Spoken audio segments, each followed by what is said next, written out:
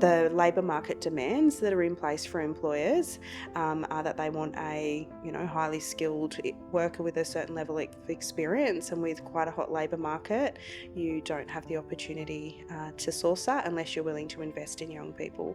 But in doing so, you need to be willing to work within their parameters and give them the opportunity to learn, grow and develop. So even if you have a HR department, it doesn't necessarily mean that a young person's going to feel comfortable to say how they're feeling.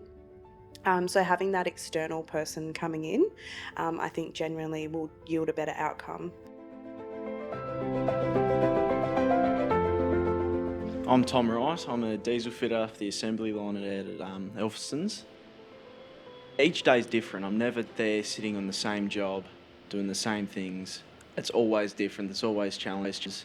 As an apprentice, I just felt it'd be good to have that second opinion and that second voice, and if I wanted to speak to someone about a problem inside work, outside of work, people I was working with, what I was actually doing, if I had any concerns about work, concerns about people, just anything with my life really, she was great to talk to, so it was pretty easy to talk to as well. It was just the conversation would start somewhere and just keep going until the time was up. A lot of the time we see the challenges around mental health that are really impacting upon their ability to be productive in the workplace or even attend work. And it can be simple things like not showing enough initiative, generally a lot of life skills stuff. They don't realise they're struggling with their mental health. They're starting to get a lack of sleep because they don't go to bed early enough, or they need to remember to pack their lunch because they're at a location that they can't readily have lunch. So it's really around making sure that they're really well equipped with everything that they need to be successful in the workplace. My name's Rachel. I work at Kylie Plumbing. We've mainly been focusing on communication.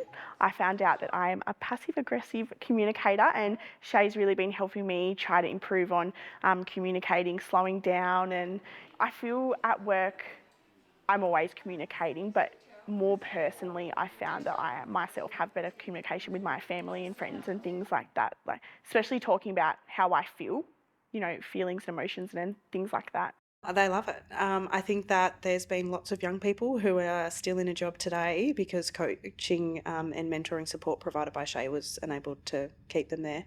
I think that employers will often approach the program from a sense of they've got a number of issues, and if I can't resolve these, I'm going to let a young person, go. We're very proud of our people that have participated in Youth Pathways, and we're seeing some exciting outcomes, including greater engagement, lower absenteeism and lower staff turnover. I would recommend it because, I didn't even realise that I was a passive-aggressive communicator. I didn't realise that I wasn't communicating to the best of my abilities, but now I realise and I've taken all that in, and I feel like it's really helped me.